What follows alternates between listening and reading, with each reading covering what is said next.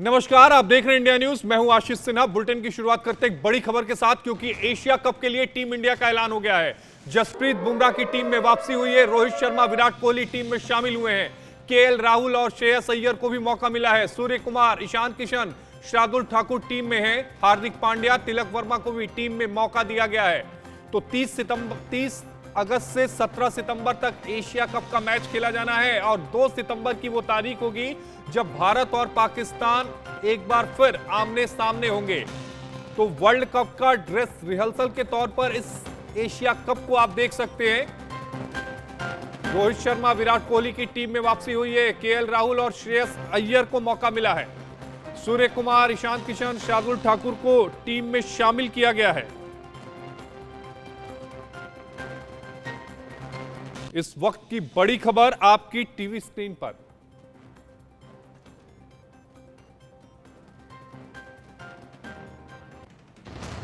तो टीम में कौन कौन है वो चेहरे हम आपको दिखा रहे हैं। रोहित शर्मा कप्तान होंगे। शुभमन गिल, ईशान किशन, विराट कोहली, श्रेयस अय्यर, केएल राहुल, सूर्य कुमार यादव, तिलक वर्मा, हार्दिक पांड्या, रविंद्र जडेजा, अक्षय पटेल, शार्दुल ठाकुर, कुलदीप यादव, जसप्रीत बुमराह, मोहम्मद शमी, मोहम्मद सिराज, कृष्णा और संजू सैमसन को जगह मिली है। ये वो नाम हैं जिनको टीम में जगह मिली है। रोहित शर्मा, शुभमन गिल, विराट कोहली, केएल राहुल, श्रेयस अय्यर, हार्दिक पांड्या, रविंद्र जडेजा, तिलक वर्मा, जसप्रीत बुमराह, मोहम्मद शमी।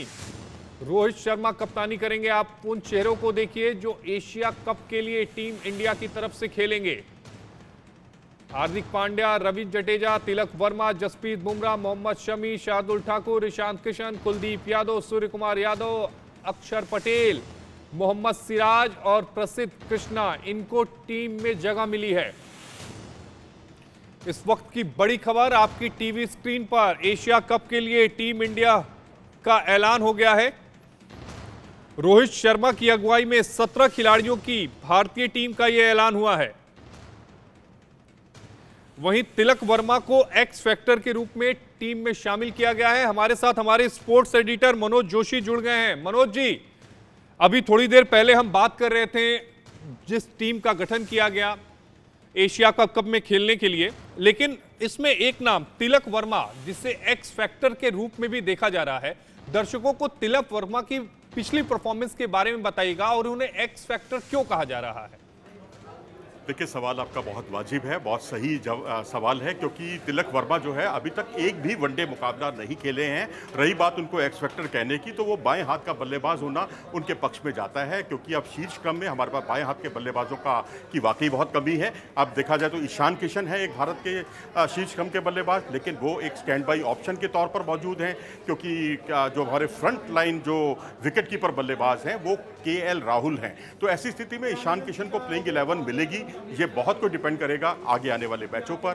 तो वैसी स्थिति में तिलक वर्मा अकेले ऐसे शीर्ष क्रम के बाएं हाथ के बल्लेबाज हैं। अगर उन्हें मौका मिलता है तो, क्योंकि अब शिखर धवन टीम में है नहीं, शिखर धवन जो है बाएं हाथ के बल्लेबाजी किया करते थे, तो अब तिलक वर्मा जिन्होंने 3 पारियां जो T20 की खेली पहले 3 मैचों में, उन्होंने अपनी मौजूदगी का एहसास कराया। एक बार उन्होंने 49 रन बनाए, एक बार उन्होंने हाफ सेंचुरी बनाई। तो इस तरह से उनकी जीत में उन्होंने बहुत बड़ा रोल अदा किया। और तो और जो उनकी खेलने की शैली है वो बहुत ही, जिसे कहते हैं कई शीर्ष खिलाड़ी जो भारत के बाएं हाथ के बल्लेबाज रहे हैं उनसे काफ़ी मिलती जुलती है। बिल्कुल परेशान नहीं होते, बहुत जिसे कहते हैं कदमों का बहुत अच्छा इस्तेमाल करते हैं, डिफेंस उनका बहुत अच्छा है। तो शायद इसीलिए उनको एक्स फैक्टर कहा जा रहा है तिलक वर्मा को। जी, लेकिन ऑफ स्पिनर की हम बात कर रहे थे। इस टीम में एक ऑफ स्पिनर तो होना चाहिए, क्योंकि अगर हम मौजूदा आने वाले समय में वर्ल्ड कप को देखें तो जो दूसरे मुल्क हैं, चाहे ऑस्ट्रेलिया की बात कर लीजिए, इंग्लैंड की बात करिए, वहां पर लेफ्ट हैंडर बैट्समैन की संख्या ज्यादा है। तो ऐसे में अगर ऑफ स्पिनर को खेलने का मौका मिलता तो एक पूरी मुकम्मल टीम जो है वो वर्ल्ड कप के लिए भी तैयार हो जाती। बिल्कुल आशीष, सही कहा आपने। ऑस्ट्रेलिया हो, इंग्लैंड हो, पाकिस्तान हो, इन तीनों टीमों में शीर्ष क्रम में 3-3 बाएं हाथ के बल्लेबाज हैं। इतना ही नहीं, अगर आप न्यूजीलैंड की तरफ जाएं तो वहाँ 5 बाएं हाथ के बल्लेबाज हैं। साउथ अफ्रीका में 3 बल्लेबाज हैं जो बाएं हाथ के हैं। और जो ऑफ स्पिनर होता है वो काफ़ी हद तक बाएं हाथ के बल्लेबाजों पर नकेल कस के रखता है। अब आर अश्विन, क्योंकि भारत में वर्ल्ड कप हो रहा है, उनको आप कैसे नज़रअंदाज कर सकते हैं। भारत के सफलतम जो है वो विकेट टेकिंग बॉलर रहे हैं। और तो और रविचंद्रन अश्विन पर अगर आपको भरोसा भरोसा नहीं था, तो आपके पास एक वाशिंगटन सुंदर के तौर पर एक और विकल्प मौजूद था जो बहुत आला दर्जे की बल्लेबाजी करते हैं, और वो तो निचले क्रम क्या मध्य क्रम में भी 5वें नंबर या 6ठे नंबर पर भी बल्लेबाजी करके टीम की नैया को पार करा सकते हैं। तो आपके पास दोनों, चाहे अश्विन हो चाहे वाशिंगटन सुंदर हो, दोनों को टीम में जगह ना मिलना यही जाहिर करता है कि अब आप वर्ल्ड कप के लिए, क्योंकि ये ड्रेस रिहर्सल है, टीम की तस्वीर दिख गई है वर्ल्ड कप के लिए एशिया कप के जरिए, तो बहुत संभव है कि वर्ल्ड कप में आप बिना ऑफ स्पिनर के उतरें, जो बहुत अच्छा साइन नहीं है। जी मनोज जी, लेकिन युजवेंद्र चहल को ना खिलाना ये बहुत चौंकाने वाला है। हालांकि मुझे लग रहा था कि चहल को मौका मिलेगा, लेकिन चहल को मौका ना मिलना ये चौंकाने वाला है। जी हाँ, बिल्कुल। 2022 और 2023 में उनका प्रदर्शन देखें तो उनका प्रदर्शन जो है भारतीय स्पिनर्स में कुलदीप यादव के बाद दूसरा सर्वश्रेष्ठ प्रदर्शन चहल के नाम ही रहा है। रिस्ट स्पिनर हैं, शायद टीम मैनेजमेंट ने ये देखा या सिलेक्टर्स ने ये देखा कि आपके पास रिस्ट स्पिनर एक ही काफ़ी है कुलदीप यादव, क्योंकि वो बल्लेबाजी नहीं कर पाते उतनी अच्छी, और चहल भी बल्लेबाजी नहीं करेंगे तो शायद हमारी बल्लेबाजी पर बहुत ज़्यादा दबाव आ जाएगा। तो भाई आप बारी बारी करके भी खिला सकते हैं। अब ये 17 मेंबर्स की टीम है, 17 मेंबर की टीम में उनको आप रख सकते हैं। कभी खुदा ना खास्ता कुलदीप यादव इंजर्ड हो जाएं या कोई खुदा ना खास्ता ऐसी स्थिति आ जाए, आप परिहार्य स्थितियां पैदा हो जाएं, तो वहां पर एक अच्छे स्टैंड बाई ऑप्शन के तौर पर वो टीम के लिए संकट मोचक साबित हो सकते हैं। और अगर देखें, लॉर्ड्स में उनका प्रदर्शन बहुत अच्छा रहा और मैनचेस्टर में उनका प्रदर्शन बहुत अच्छा रहा। पिछले साल की ही बात कर रहा हूं मैं, बहुत पुरानी बात नहीं कर रहा। और क्योंकि वो स्कीम ऑफ थिंग्स में नहीं थे भारतीय टीम के, इसलिए उनके नाम पर विचार शायद नहीं किया गया। अब जब विचार ही नहीं करना था तो आपने उनको पिछले आयरलैंड लेकर क्यों गए आप, और उनको पीछे वेस्ट इंडीज या तमाम जो हाल के दौरे हैं वो दौरे आपने क्यों कराए। तो मुझे लगता है एक कम्युनिकेशन गैप जो है टीम मैनेजमेंट में और सिलेक्टर्स में साफ तौर पर दिखाई दे रहा है। मनोज जी, अगर दूसरी टीमों से तुलना करें, भारतीय टीम की, चाहे पाकिस्तान से तुलना करें, चाहे बांग्लादेश से करें, चाहे श्रीलंका से करें, यही 3 टीम सबसे इंपॉर्टेंट है, लेकिन मेन मुकाबला पाकिस्तान के साथ होना है। पाकिस्तान की तुलना में हमारी टीम कितनी मजबूत दिखती है आपको? तेज गेंदबाजी में पाकिस्तान हमसे बेहतर है। मैं बड़ी कड़वे शब्द बोल रहा हूं, आपको थोड़ा सा, हमारे श्रोताओं को भी थोड़ा सा बुरा लग सकता है, नहीं, लेकिन हकीकत यही है मनोज जी, जो हकीकत है आप वही रख रहे हैं सामने। जी हाँ, बिल्कुल। अगर आप देखें शाहीन शाह अफरीदी का प्रदर्शन देखिए, हालांकि वो भी इंजरी से लौटे हैं, इधर बुमराह भी इंजरी से लौटे हैं, लेकिन जब उनको स्पोर्टिंग विकेट मिल जाती है, जब स्विंग वाली कंडीशन मिलती है, तो वो बहुत खतरनाक साबित होते हैं। हमने उनको एशिया कप में भी देखा, हमने उनको T20 वर्ल्ड कप में भी देखा, कहर बरपाते हुए देखा भारतीय शीर्ष क्रम पर। तो उसके अलावा नसीम शाह के तौर पर उनके पास एक ऐसा तेज गेंदबाज है, उसकी तुलना अगर आप मोहम्मद सिराज से करते हैं तो बराबरी का मामला है, लेकिन जो एज जाता है वो नसीम को जाता है, क्योंकि नसीम शाह जो है वो किसी भी तरह की विकेटों के मोहताज नहीं है। उनको स्पोर्टिंग विकेट मिलती है तो बहुत अच्छी बात है, अगर नहीं मिलती तो भी वो बहुत असरदार साबित होते हैं। ऐसे गेंदबाज दुनिया में बहुत ही चुनिंदा है। और तीसरे तेज गेंदबाज हैरिस राउफ की आप तुलना मोहम्मद शमी से कर सकते हैं, लेकिन जो आंकड़े हैं, आंकड़े हैरिस राउफ के पक्ष में जाते हैं, क्योंकि ना सिर्फ उनके पास एक अच्छी रफ्तार है, अच्छी स्विंग है, लेकिन सीम मूवमेंट में मोहम्मद शमी उन पर भारी पड़ते हैं। अब सीम मूवमेंट कितनी असरदार साबित होगी ये आने वाला वक्त बताएगा, लेकिन अगर स्पिन बॉलिंग के आधार पर अगर हम दोनों टीमों की तुलना करते हैं तो वहाँ एक स्पिन ऑलराउंडर मोहम्मद नवाज हैं और एक शादाब हैं, और यहाँ पर अक्षर पटेल हैं, जडेजा हैं।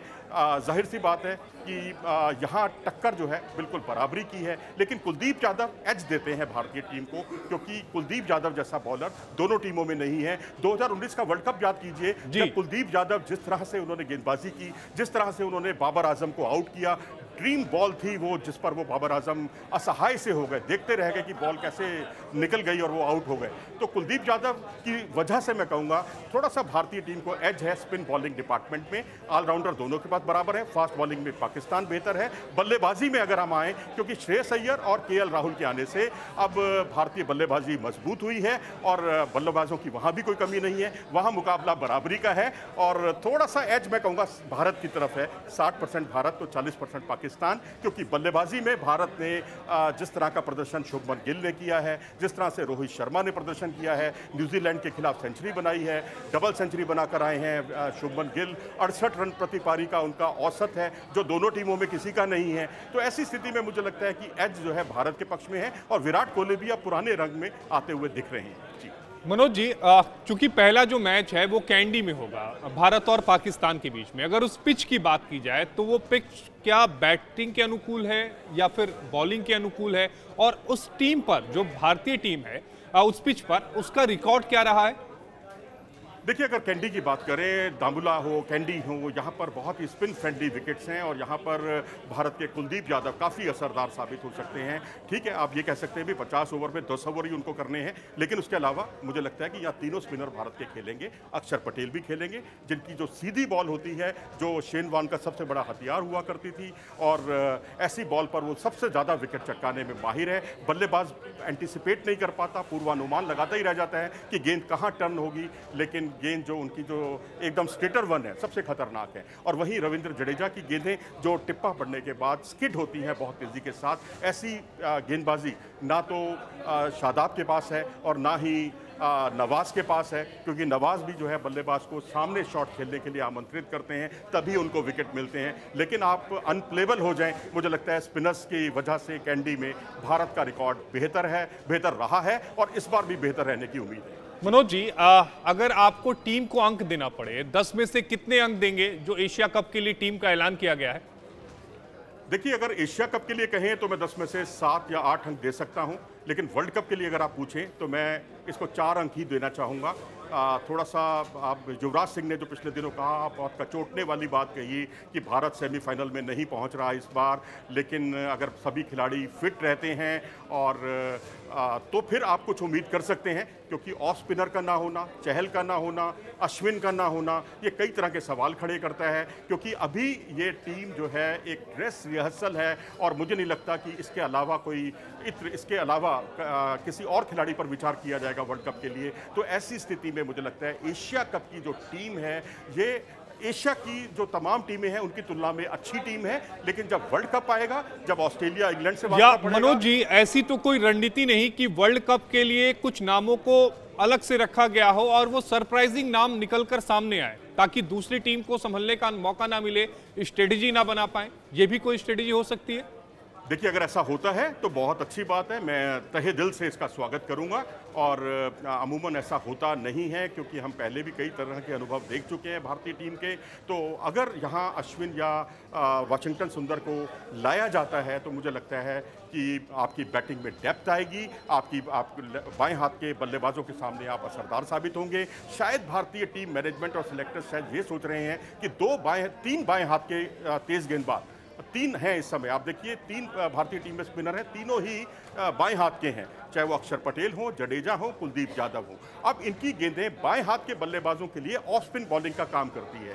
तो अब ये एक बड़ा तथ्य है कि शायद एक नई सोच की तरफ टीम जा रही है। आप याद कीजिए, पाकिस्तान की तरफ से हम सकलेन मुश्ताक को देखा करते थे, वो दूसरा करते थे, दूसरा के बाद उन्होंने तीसरा डेवलप कर ली और हम देखते ही रह गए। सचिन तेंदुलकर के लिए वो बड़ा परेशानी का सबब साबित हुई थी। चेन्नई टेस्ट याद कीजिए, वहाँ उन्होंने उनको आउट किया और भारतीय टीम पूरी उखड़ गई थी और पाकिस्तान वो मैच जीतने में कामयाब रहा था। तो अब स्थितियाँ काफ़ी कुछ बदल गई हैं मुझे लगता है। जी मनोज जी, प्रसिद्ध कृष्णा के बारे में बताइएगा, क्योंकि उन्होंने पिछला जो मैच था, अंतर्राष्ट्रीय मैच, वो काफी लंबा समय पहले खेला था। अभी उनकी परफॉर्मेंस क्या है?